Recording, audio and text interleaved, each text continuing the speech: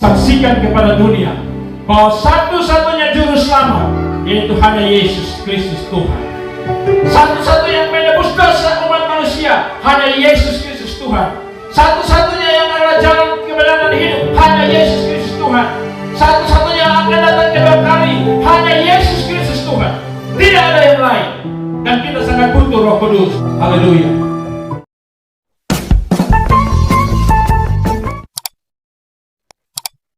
Kita ada di hadapan Tuhan. Haleluya.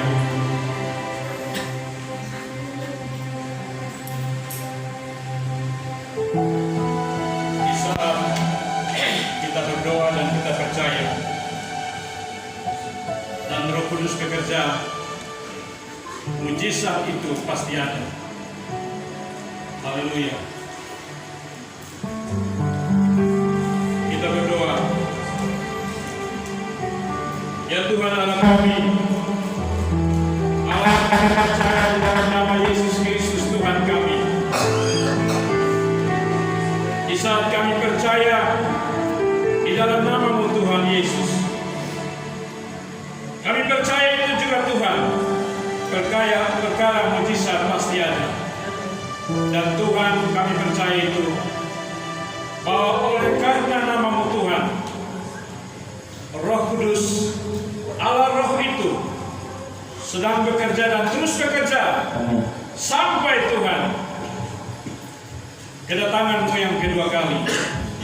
Terima kasih Tuhan, malam hari ini kami akan belajar firman Tuhan, dan kami percaya di dalam nama Tuhan Yesus bahwa Roh Kudus itu yang sedang meneguhkan setiap firman Tuhan yang disampaikan dengan tanda-tanda yang menyertai.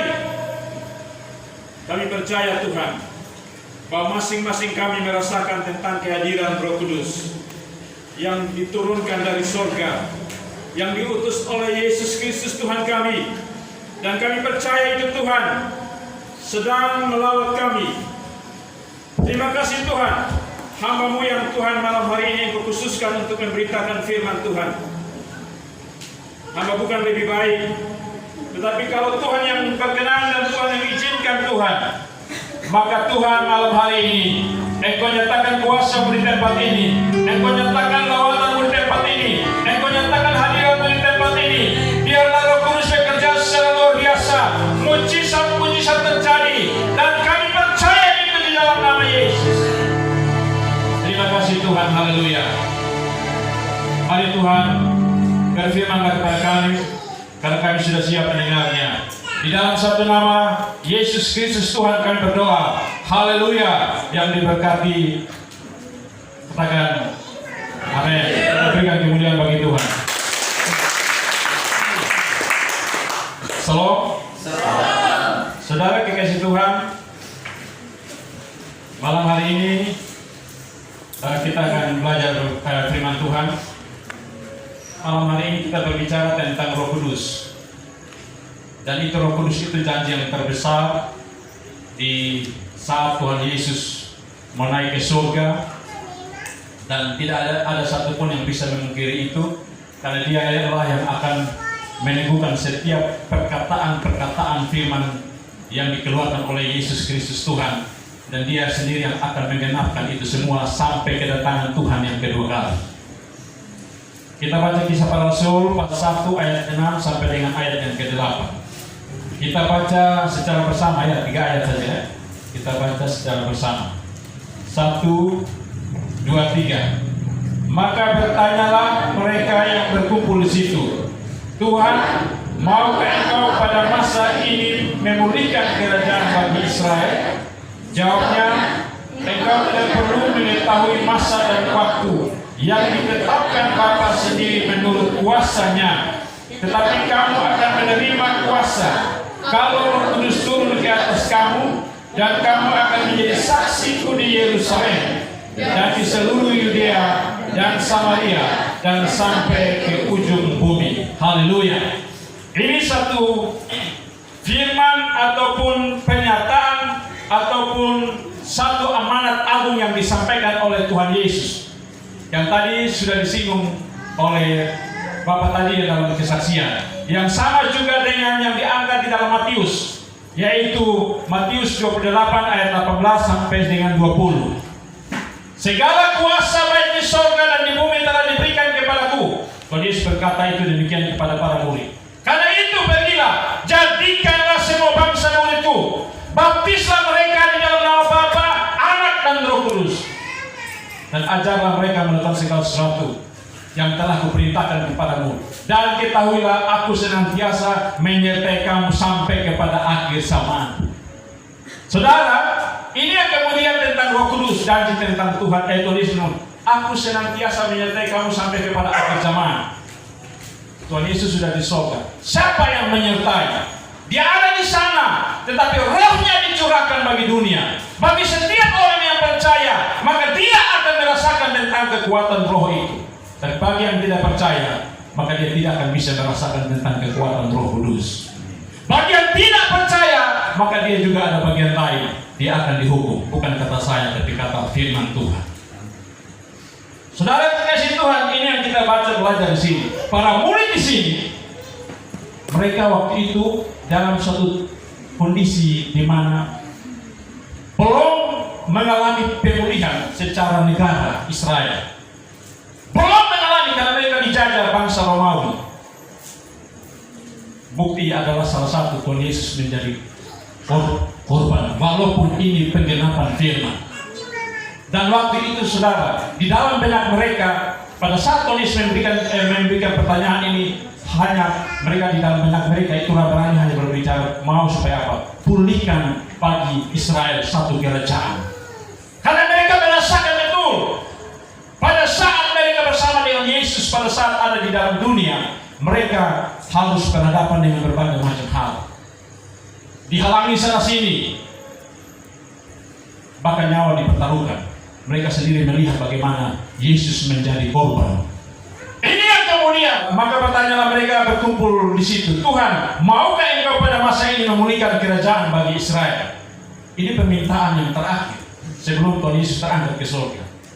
Maukah Engkau pulihkan kerajaan bagi Israel? Apa jawab Tuhan Yesus? Mungkin dalam bayangan mereka pasti Tuhan Yesus pasti yang terakhir kali permintaan mereka ini pasti mau.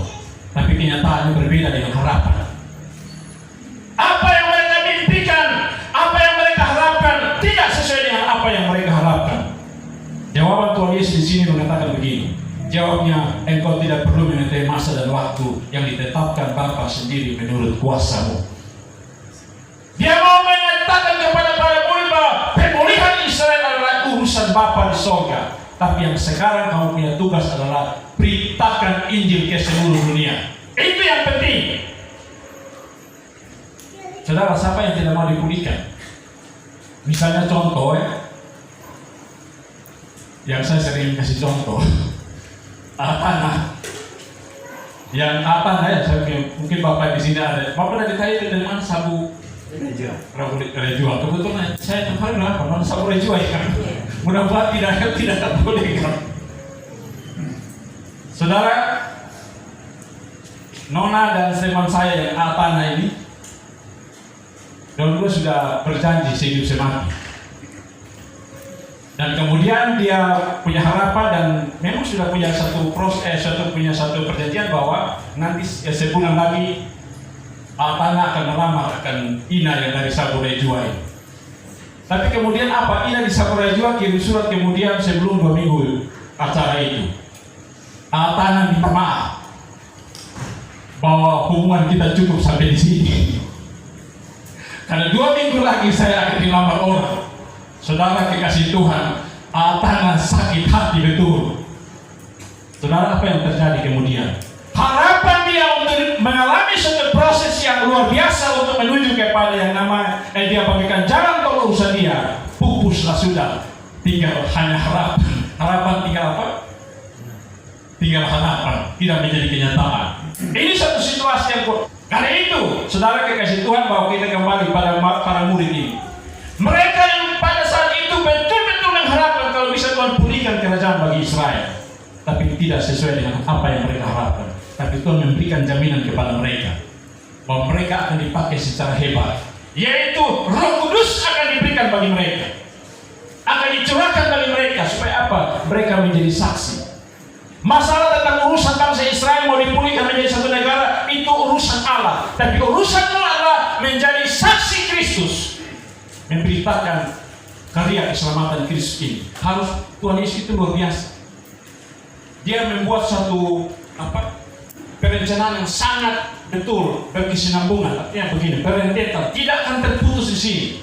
Dia sudah mengorbankan dirinya sebagai juru selamat dunia, sebagai manusia. Dia mati di atas kayu salib, dia kemudian dikuburkan, dia bangkit, tapi kemudian dia harus terus menyatakan berita ini tentang pertobatan dan pengampunan dosa ini, jaminan oleh dia ini kepada dunia, yaitu apa? Lewat para murid, lewat orang-orang percaya, lewat Roh Kudus yang diberikan bagi mereka. Saudara, kekasih Tuhan, ini satu hal yang sangat luar biasa.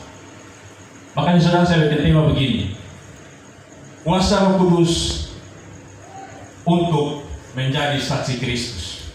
Kalau yang lalu kan saya ambil satu tema ya, mengikuti Yesus keputusanku ya. Kita kembali belajar lagu yang lalu, mengikuti Yesus keputusanku. Tapi kali ini kuasa Roh Kudus untuk menjadi saksi Kristus. Saudara dan saya ini adalah merupakan orang yang dipercayakan untuk menjadi saksi Kristus. Saya sering meluruskan begini. Ada orang mengatakan bahwa begini, sekolah teologi, pendeta atau hamba Tuhan siapapun, dialah yang dikhususkan untuk bersaksi. Tidak. Sejarah membuktikan ini, para rasul ini orang notabene punya sekolah, tidak ada sekolah teologi. Sekolah teologi di zaman itu sudah ada. Itu para imam kepala, para ahli Taurat yang kemudian apa? Mereka bilang begini, salibkan dia, salibkan dia. Tetapi orang-orang seperti ini yang dipilih Tuhan untuk menjadi saksi Kristus. Ini yang Tuhan Yesus bilang begini, dia tidak pernah ingkar janji. Dia bilang begini, kalau mau ngomong bahasa bilang begini, pakai bahasa tua bilang begini, bosong yang pikir itu tentang Israel, tapi yang pikir sekarang adalah apa? Keselamatan seluruh dunia, itu yang penting. Keselamatan jiwa-jiwa itu yang penting. Pertobatan itu yang penting. Pengampunan dosa itu harus disampaikan supaya orang tahu siapa itu Yesus, satu-satunya juru selamat. Itu yang harus. Saudara tahu bangsa Israel merdeka tahun berapa sebagai sebuah negara? Tuhan Yesus pada saat mau ke surga, naik ke surga, dia umur 33 tahun. Bangsa Israel merdeka tahun 1948, 14 Mei 1948. Itu saya baca di sejarah Google. Berarti berapa? 1915 tahun pada saat Yesus bicara ini. Bayangkan, lebih kurang 2000 tahun kemudian baru mereka merdeka. Terus kenapa pertanyaan? Apakah Tuhan tidak sanggup memulihkan kerajaan bagi Israel? Apakah Tuhan tidak peduli? Tuhan sangat peduli. Tetapi Tuhan lebih peduli akan seluruh dunia. Keselamatan seluruh dunia yang penting, supaya semua harus diselamatkan. Sehingga dia harus pegang teguh akan omongannya tentang firman Tuhan, Yohanes 3 ayat 16. Karena begitu besar kasih Allah akan dunia ini, sehingga Ia telah mengaruniakan Anak yang tunggal, supaya setiap orang yang percaya kepada-Nya tidak binasa, melainkan beroleh hidup yang kekal. Ini yang harus seluruh dunia, bukan saja bangsa Israel.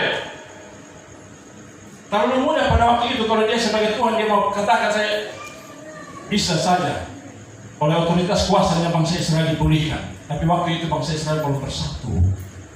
Kenapa? Masih bertolak belakang, masih meragukan tentang Mesias itu yang akan datang, belum datang.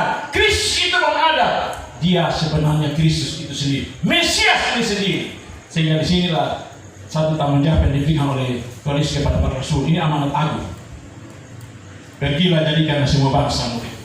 Tetapi apa? Kamu harus tunggu di Yerusalem sampai kuasa itu turun ke atas kamu. Yaitu apa? Roh Kudus diberikan. Roh Kudus dicerahkan. Kamu yang harus mulai menikmati kuasa itu, bukan orang lain. Makanya tadi saudara yang pertama tadi bahwa Roh Kudus diberikan, artinya kuasa Roh Kudus untuk menjadi saksi Kristus itu yang pertama supaya apa? Berita tentang pertobatan, keselamatan, pengampunan dosa ini harus disampaikan. Kerajaan Allah ini harus disampaikan. Jaminan keselamatan ini harus disampaikan. Oleh siapa? Nama Yesus sendiri. Harus disampaikan dulu. Yang kedua, bahwa mereka harus diperlengkapi dengan kekuatan kuasa ini untuk menjadi saksi. Dan yang ketiga, saudara, yang tadi saya katakan begini, bahwa Tuhan Yesus itu sangat dekat dengan para murid. Sehingga apa? Dia tidak mau orang lain menikmati duluan kuasa itu. Siapa yang dekat dengan dia dengan sungguh-sungguh, dia perhatikan, dia peduli, maka dia bilang begini, kamu yang harus duluan menikmati kuasa ini. Diangkat mereka, saudara.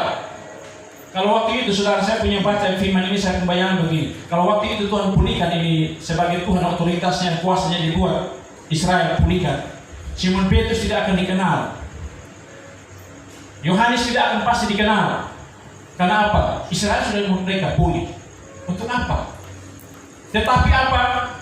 Dia menyatakan kuasanya lewat pencurahan Roh Kudus yang kemudian dibuktikan kepada Petrus. Salah satu contoh, Petrus yang tadi notabene pendidikannya itu tidak apa-apa. Minta maaf, saya bilang pendidikannya tidak sekolah teologi. Tetapi Tuhan pakai dia dan dia bisa keliling di seluruh dunia. Itu bukti bahwa kesetiaan Tuhan. Tuhan tidak pernah ingkar janji. Itu bukti Tuhan buat.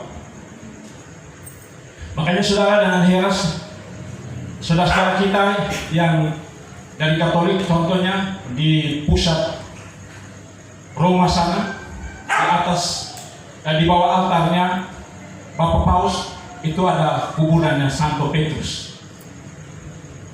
Petrus dikenang seterus dan selamanya menempati 12 kursi yang pada waktu Tuhan Yesus datang, kursi kerajaan itu menempati. Tuhan Yesus angkat dia punya para murid. Maka saudara, orang kadang-kadang anggap remeh seperti begini, persekutuan orang yang hina seperti ini. Saudara coba hitung begini, saudara. Saudara punya jabatan apa? Saudara punya kemampuan apa? Mungkin orang ketemu di sana hanya penjual-penjual segala macam ataupun tapi orang di mana ketemu di sini orang-orang yang pejabat yang misalnya menteri begini, tidak ada. Susah untuk masuk seperti di sini. Ini yang Tuhan pilih. Kan sudah ada waktu di sana sejarah ini akan terulang kembali kalau tidak memahami ini. Sejarah apa? Karena waktu itu yang menyatakan salibkan dia itu adalah para imam yang sekolah-sekolah yang katanya pemahaman Alkitab ini. Itu yang kemudian, ini yang Tuhan Yesus itu tidak pernah ingkar janji. Dia berjanji kepada para murid dan dia akan menyatakan itu. Dan bukti, saudara, sejarah dia buat 10 hari kemudian, sejarah hari Pentakosta terjadi. Ini yang saudara, yang sangat luar biasa. Pentingnya Roh Kudus bagi satu pelayanan. Pentingnya Roh Kudus untuk menjadi saksi. Pentingnya Roh Kudus untuk saudara bersaksi. Pentingnya Roh Kudus untuk gereja mau bertumbuh. Saudara, kalau gereja yang akhir zaman ini dengan tentang persoalan, kalau gereja hanya semacam formalitas, gereja yang hanya suam-suam, tidak akan bisa, saudara, di tengah persoalan akan runtuh, akan muncul tergoncang, akan berpindah banyak jemaat. Tapi gereja yang hidup di dalam kepemimpinan Tuhan lewat Roh Kudus, gereja itu akan bertumbuh hidup. Gereja itu akan bertumbuh hidup dan berkembang, saudara. Karena apa? Ini zamannya di mana Tuhan mencurahkan Roh-Nya. Satu ketika, saudara, dia akan kembali menutup, maka saudara, pintu rahmat itu akan tertutup. Ini kesempatan dan saudara untuk bersaksi terus. Makanya kenapa, saudara, lewat media sosial sekarang itu, Facebook, YouTube sekarang, harus terus kesempatan Tuhan bersaksi. Tulisan, khotbah, muat sampaikan ini. Kesempatan itu datang untuk satu kali dan satu ketika tidak akan bisa. Ini satu ruang kesempatan kesaksian. Tetapi saudara, harus benar-benar kita menikmati yang namanya Roh Kudus. Harus menikmati yang namanya kuasa Roh Kudus. Karena itu sangat penting. Supaya apa, saudara? Lewat kuasa kekuatan Roh Kudus itu, pelayanan saya, saudara, itu pelayanan yang hidup, pelayanan yang penuh dengan mujizat, penuh dengan kuasa. Kalau tanpa Roh Kudus sia-sia. Karena saudara, kenapa juga Tuhan Yesus ini sangat benar-benar mau supaya mereka diperlengkapi dengan kuasa ini. Karena ini berhadapan dengan satu kekuatan roh iblis, roh kekuatan kuasa ini yang akan diperhadapkan bagi mereka. Maka ini harus kuasa ini. Setan itu tidak takut kita manusia, tapi dia takut terhadap nama Yesus. Setan itu tidak takut yang namanya manusia. Dia tidak takut. Kalau manusia, tapi dia takut adalah roh Allah yang ada pada diri saya. Nama Yesus ini yang dia takut. Saudara sudah pernah dengar cerita ya? Saya teman majelis ya, saya juga di majelis atau jemaat biasa ini di gereja di Kalvari. Pulang Mete, dia masih tinggal di sebelah sana. Itu di pohon Kalvari itu ada pohon besar. Itu orang besar bilang begini, itu tempat tumbuh setan di situ. Ya satu ketika orang Mete sampai dengan Mete juga. Kemudian dia pulang sebelum jam 12 dia pulang karena mau makan dulu kembali. Jadi pulang kembali makan di sana sebelah timur ya. Dia kembali itu sepanjang jalan dia menyelau karena mungkin takut, saking takutnya di gelap situ juga ada pohon itu yang di Kalvari sana sudut pohon besar. Dia menanya mungkin dalam nama Yesus. Ternyata saudara dia tidak tahu sampai di depan di pohon situ ada orang gila juga di situ. Jadi pada saat dia sampai di situ orang gila juga langsung tunjuk begini, setan. Dia juga setan, dia lari ke arah timur, orang gila lari ke barat. Karena tadi juga salah setan. Orang gila itu setan, dia tidak takut yang namanya tadi saya contoh Obed begini. Dia takut kalau saudara dan saya memiliki nama Yesus, ada Roh Kudus, dia takut. Itu dia yang takut, saudara. Tapi kalau saudara tidak ada Roh Kudus dan hanya tidak akan dia takut. Sekalipun saudara ganti nama sana sini ataupun tadi saya baru dengar Om bisa Pak Pendeta bisa pun nama dia apa? Disambung apa sama Kale. Saya dari dulu sih.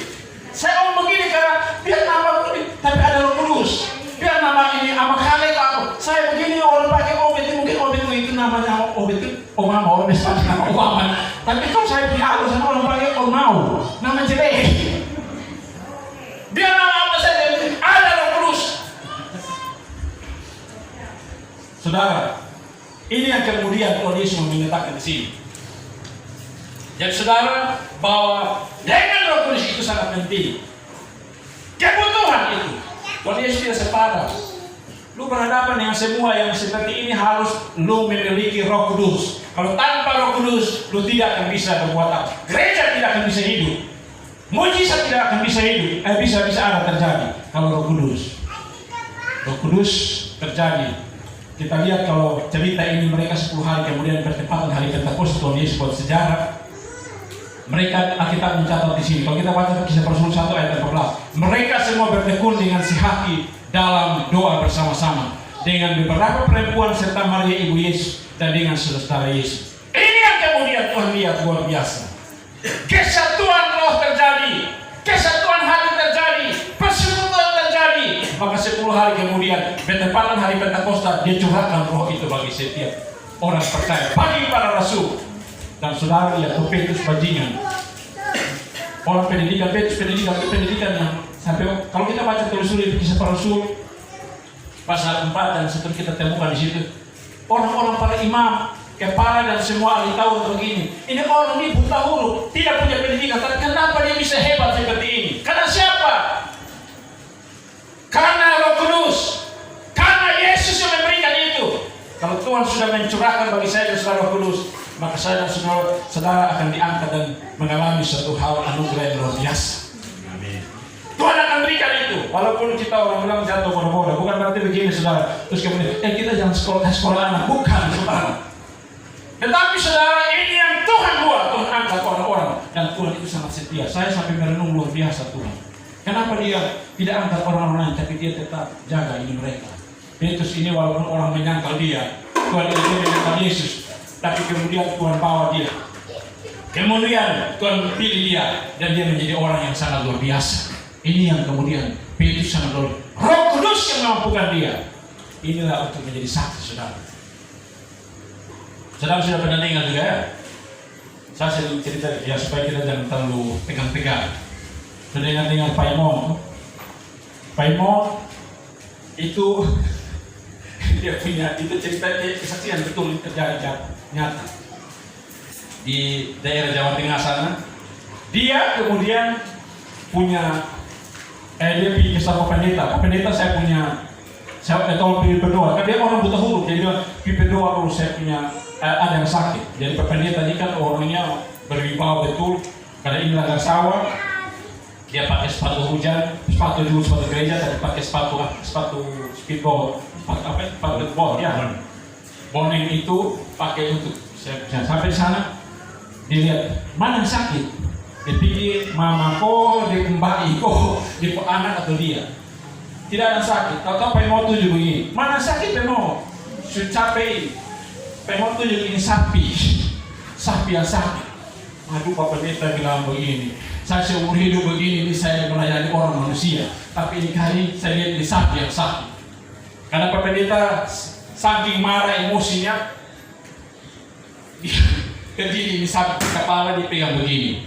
Di dalam nama Yesus mati mau hidup. Karena dia marah betul toh. Karena ini saya kok datang berdoa kasih manusia dan disuruh doa kasih sapi. Maka dia dalam nama Yesus mati mau hidup. Saudara kasih pun. Kemudian pendeta teguh minum, dia tidak mau minum lagi di jalan karena saking marah. Dia tidak mau tahu mau mati sakit, mau mati hidup di jalan. Tapi cerita kemudian saudara kasih Tuhan, Pak Pendeta ini kemudian sakit berat dan memang sudah divonis oleh dokter bahwa tinggal menghitung beberapa hari atau minggu barangkali dia akan mati. Jadi kalau di kalangan gereja umat Katolik kan sudah ini ya, sudah doa penyerahan ya, dikasih minyak. Jadi kebetulan karena dia melihat perkara dan mujizat, ternyata pendeta waktu jalan bawah belakang tadi sapi-sapi semua yang tadi penyakit antraks dan indus malaria ini sembuh semua total. Saking semangatnya dia bawa ini bawa ini ubi, kayu, pisang segala macam kasih bumi, dia bawa ke pendeta. Sampai di sana apa? Dilihat ini orang sudah mulai pasang-pasang tenda.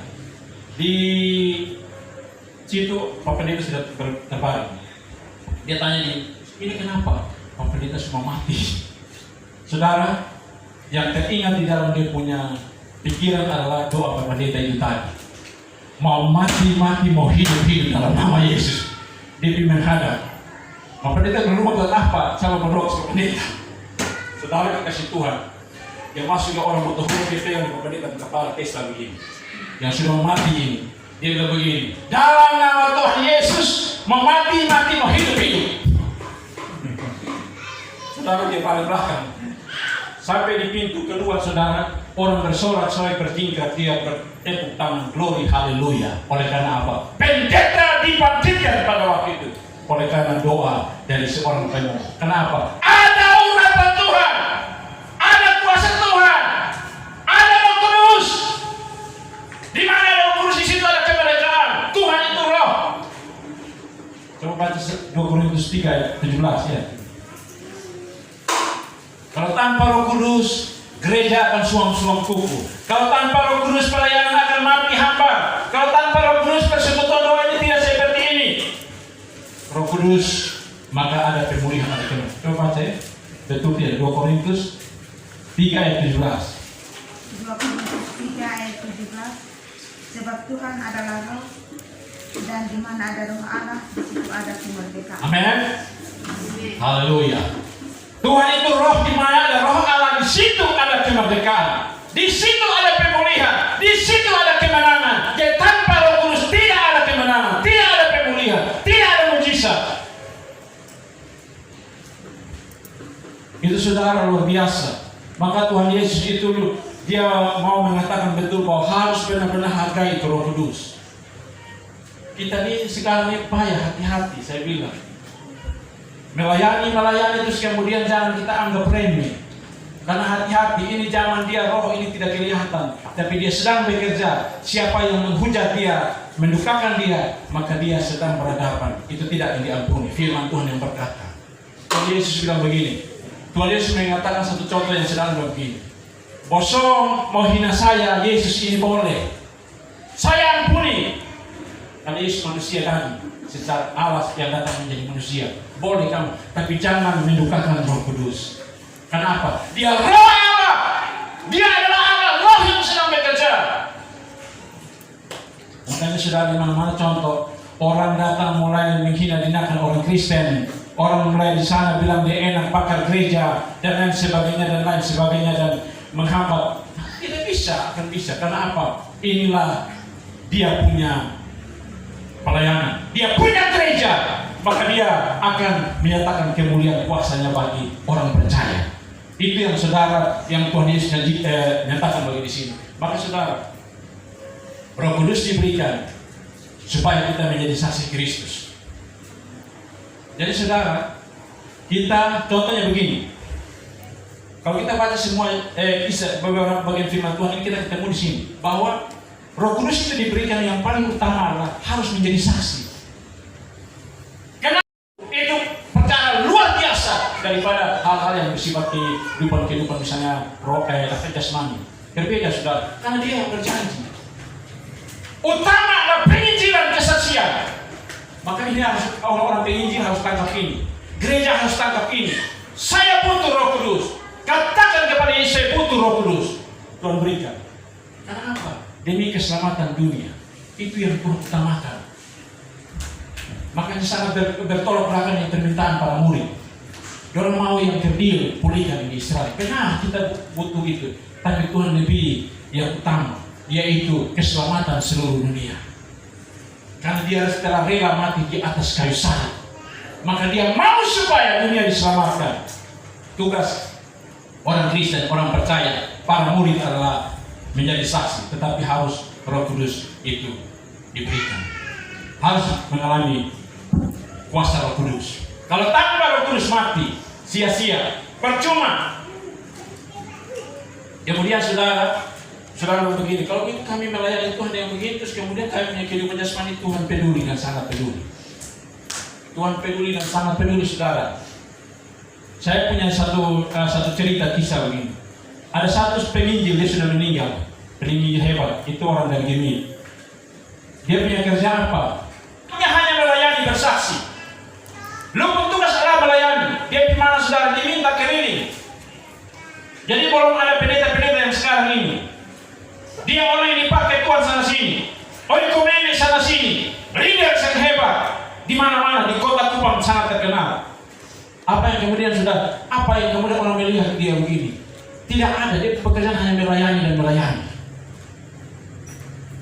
Dan apa yang kemudian yang tadi saya singgung tadi?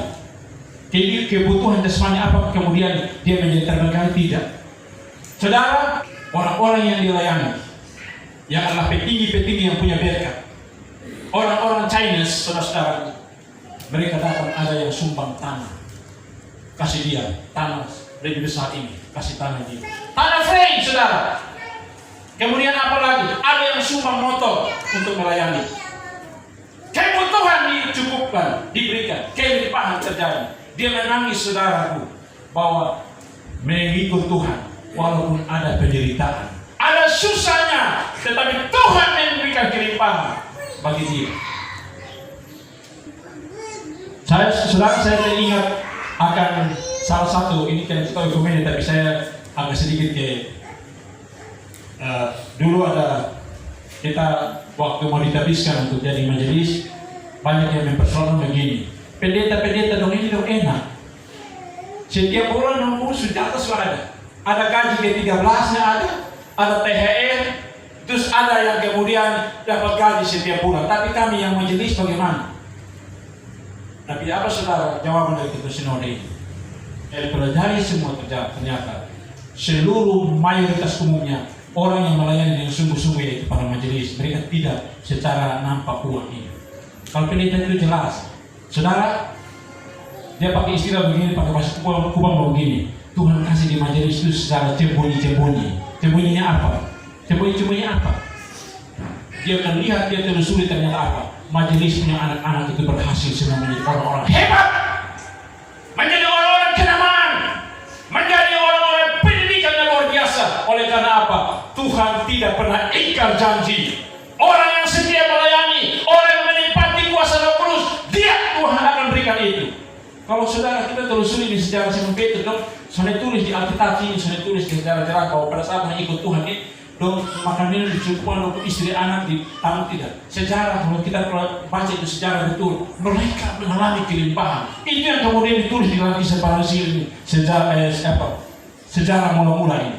Mereka diberikan kecukupan bahkan berkelimpahan. Oleh karena apa? Mereka mau hidup dulu di dalam otoritas kuasa Tuhan. Itu yang kemudian mereka mendapat ini semua. Kenapa? Mereka siap menjadi saksi Tuhan. Karena Roh Kudus itu diberikan untuk menjadi saksi. Yang tadi saya bilang, toh bukan, saya punya contoh sederhana seperti begini. Jangan orang berpikir bahwa sama seperti Pak Pendeta Ishak, saya kemudian banyak lagi yang kemudian bertugas melayani dan para pendeta semua yang bukan itu saudara. Dimanapun saya dan saudara itu untuk bersaksi.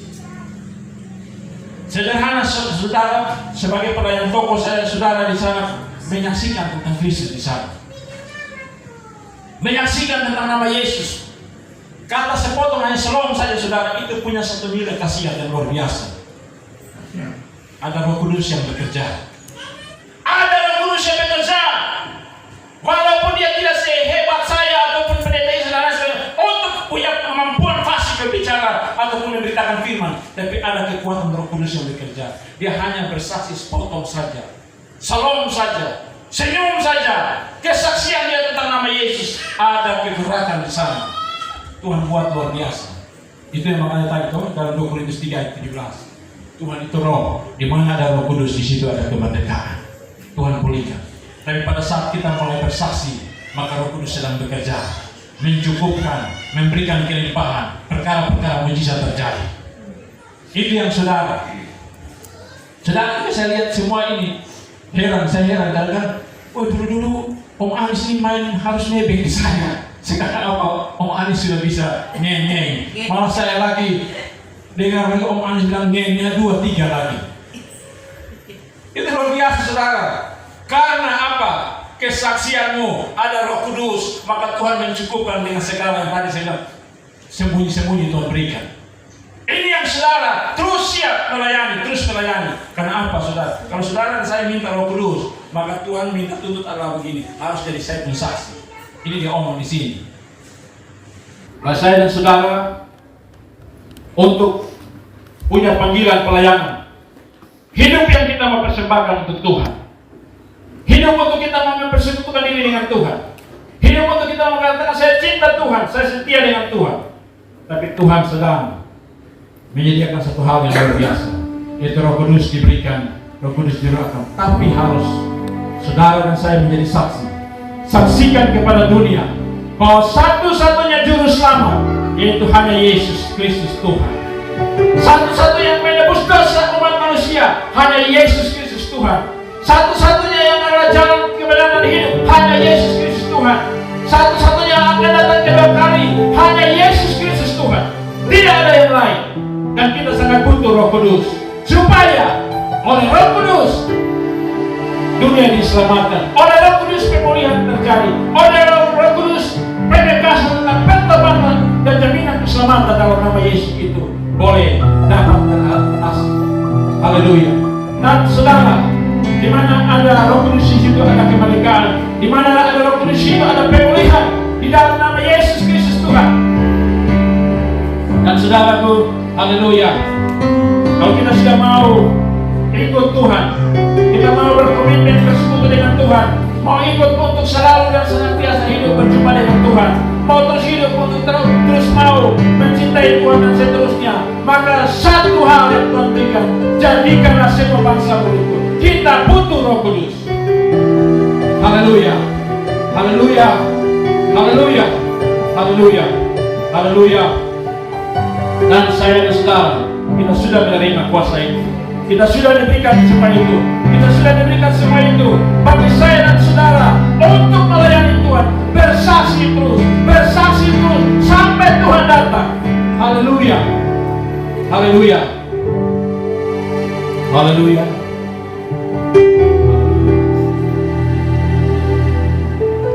Haleluya.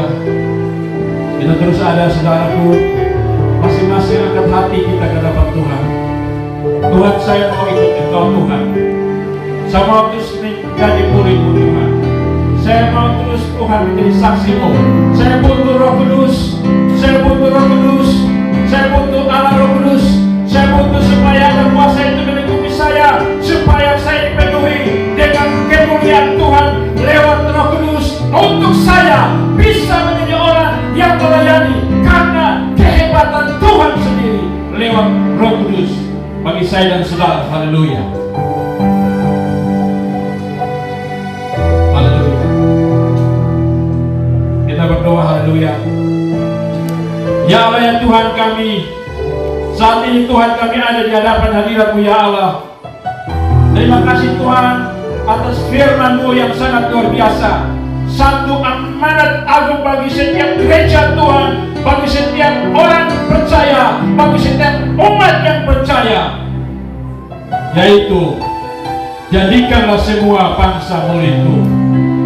Mulai daripada para rasul sampai dengan saat ini dan seterusnya Tuhan, bahwa kami harus menjadi saksi Kristus, tetapi kami juga harus memiliki yang namanya kuasa dari Allah lewat Roh Kudus, supaya Tuhan kami bisa menjadi saksi yang luar biasa untuk mempermuliakan nama-Mu Tuhan. Haleluya.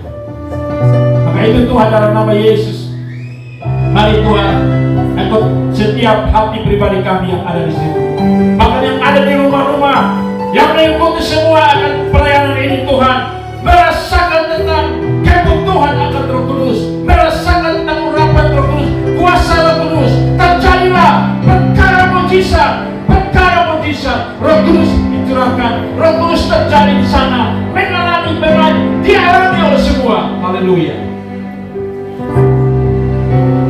Haleluya. Dalam nama Yesus Tuhan kami, kalau yang ada saat ini atau di rumah-rumah Tuhan, yang saat ini terbaring karena sakit penyakit, entah karena virus corona yang sedang masih ada, entah karena sakit penyakit apapun, entah itu penyakit stroke, entah itu penyakit jantung, apapun itu Tuhan, di dalam nama Tuhan Yesus ada Roh Kudus yang memulihkan, ada mujizat yang terjadi, ada pemulihan di dalam nama Yesus. Ada yang masih dilingkari oleh kekuatan-kekuatan iblis, roh jahat yang berbuat tidak berdaya, di dalam nama Yesus Kristus Tuhan kami, biarlah kuasa ini dilepaskan, diangkat dijauh, ulurkan tangan kasih-Mu. Haleluya. Kami percaya Tuhan dalam nama Yesus, dan kami percaya ya Allah, perkara dan mujizat Tuhan selalu ada dan pasti itu, dan terus terjadi, boleh dinikmati oleh semua, boleh dirasakan oleh semua di dalam nama Yesus. Terima kasih Bapa. Ya Allah ya Tuhan kami berdoa bagi Om Mafuno, Ibu Yeni, Bapak Ruben yang saat ini dalam proses masa pemulihan ya Allah. Oh Tuhan, kami percaya ya Tuhan, dan mereka juga pasti percaya Tuhan dalam nama-Mu ada pemulihan. Biarlah Tuhan ulurkan tangan kasih-Mu, jamah-jamah mereka Tuhan, sembuhkan Tuhan, pulihkan mereka. Haleluya, kami percaya mereka merasakan dampak daripada kuasa-kuasa doa orang-orang yang sedang naik, membuat pemulihan, mujizat terjadi di sana. Terima kasih Bapa dalam nama Yesus. Haleluya. Kami percaya Tuhan atas kuasa-Mu. Terima kasih Tuhan. Tuhan dapati yang punya persoalan hidup, yang punya beban persoalan yang saat ini Tuhan sedang dihadapi. Mungkin secara manusia kami merasa kami sudah tidak berdaya, kami sudah tidak bisa berbuat apa-apa, tetapi di dalam nama Yesus ada harapan, ada jaminan bahwa aku menyertai kamu senantiasa sampai kepada akhir zaman. Biarlah pemulihan terjadi di sana. Terjadilah. Biarlah ada kuasa damai sejahtera, ada kuasa pemulihan dari beban masalah persoalan. Semua dalam sepengetahuan Tuhan, dan Tuhan boleh menyatakan kuasa dan boleh menjadi pemulihan demi pemulihan. Haleluya. Terima kasih Bapa. Kami berdoa Tuhan juga bagi seluruh pekabaran Injil di seluruh muka bumi, seluruh dunia.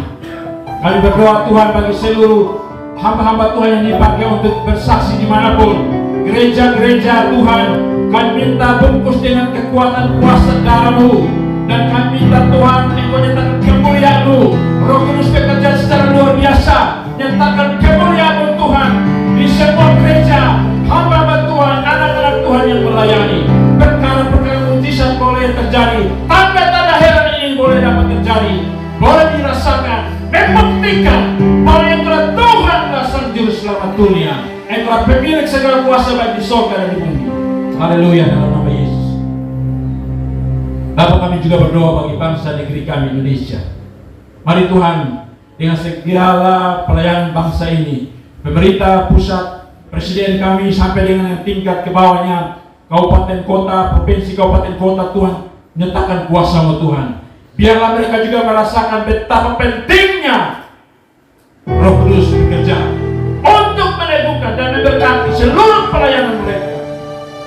Tuhan berkuasa supaya di tengah beban persoalan yang dihadapi oleh bangsa ini, oleh setiap daerah, bahkan di daerah kami ini Tuhan, boleh kami melihat ada Allah Tuhan yang tidak pernah tertidur lelap, tetapi yang terus bekerja di dalam nama Yesus lewat Roh Kudus yang bekerja secara luar biasa dan memulihkan. Dan kami percaya Tuhan, Indonesia penuh dengan kemuliaan, daerah kabupaten ini penuh dengan kemuliaan Tuhan. Haleluya. Adanya kebangunan rohani terjadi, adanya persekutuan gereja-gereja.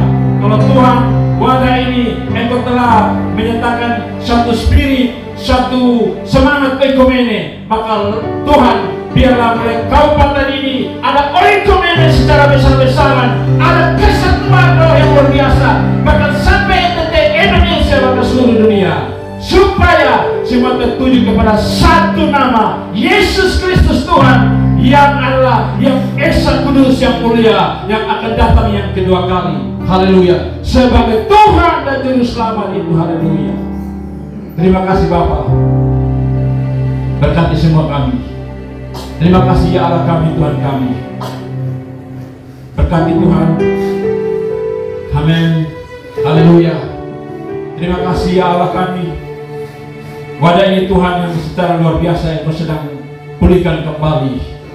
Untuk wadah ini menjadi alat Tuhan di negeri ini dan sampai kepada ujung bumi. Tuhan sedang memoles membentuk masing-masing pribadi sebagai pengkhotbah, generasi per generasi, sebagai orang-orang pemain-pemain musik yang luar biasa, yang bertalenta daripada Tuhan, sebagai singer leader yang luar biasa, dengan suara-suara yang terus diberkati, yang ada urapan Roh Kudus. Dan terima kasih, dan sebagai pendoa-pendoa yang terus mau terus berdoa yang tidak berkeputusan dan menikmati merasakan kekuatan doa itu sendiri karena ada Roh Kudus yang bekerja. Terima kasih Tuhan. Semua hamba-hamba di sini yang standby menjaga kaki Dian ini Tuhan, betapa Tuhan Engkau memberikan roh setia, roh peduli, roh untuk penuh kasih, untuk mempedulikan kaki Dian ini. Mari Tuhan terus menganugerahkan bagi hamba-Mu dengan keluarganya berkat Tuhan yang luar biasa, dan dia boleh melihat betapa Tuhan Engkau tidak membiarkan dia sendirian bersama anak dan cucunya atau semua yang lain, tetapi Allah ada dan pasti dan senantiasa menyertai. Terima kasih Tuhan seluruh pengurus yang ada di tempat ini. Tuhan berkati pakai sebagai alat detak untuk melayani dan beri semangat spirit pelayanan ini Tuhan, walaupun di sana sini Tuhan banyak hal yang kami alami. Tuhan memberkati dan terima kasih Tuhan segala pergumulan ke depan Tuhan untuk misi pelayanan rencananya Tuhan di Pulau Sawu tahun depan. Allah tentu satu pergumulan kalau Allah kehendaki. Memang kami membutuhkan dana yang dalam kisaran sekitar 60 juta, tapi Tuhan tidak ada satupun perkara yang tidak mungkin terjadi. Semuanya pasti terjadi karena Tuhan pemilik semua itu. Haleluya. Apa-apa di sini, biarlah berkat-berkat terbuka Tuhan, dan kami percaya Tuhan menunjukkan para orang yang punya kepentingan, punya peduli terhadap pelayanan untuk memberikan sumbangsi pelayanan. Tuhan berkati. Dan terima kasih Tuhan, pergumulan yang dibangun oleh anak-anak Tuhan di sini, saudara di sini, yang notabene keluarganya ada di Pulau Sabu, mereka akan merasakan dampaknya semua itu sendiri. Bahwa setiap doa dan air mata itu akan menyatakan pemulihan kembali terjadi bagi saudara-saudara kami yang ada secara khusus di Pulau Sabu. Terima kasih Tuhan berkuasa atas segala janji dan semua yang Tuhan telah letakkan bagi setiap umat dan orang percaya. Haleluya. Terima kasih Bapa dalam nama Yesus. Ada begitu Tuhan banyak beban doa kami.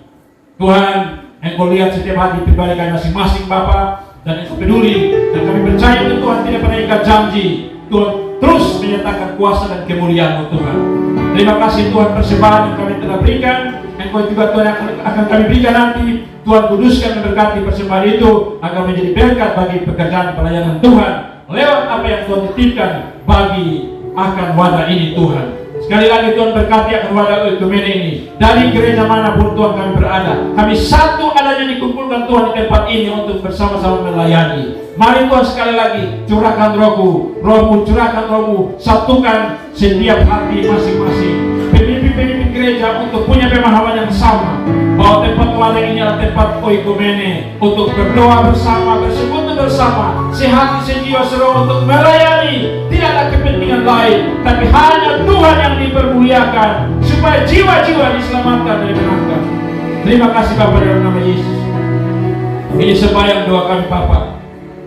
Terpuji nama-Mu Tuhan, di dalam satu nama Yesus Kristus Tuhan kami berdoa. Yang percaya dan diberkati sama-sama katakan amin. Kita berikan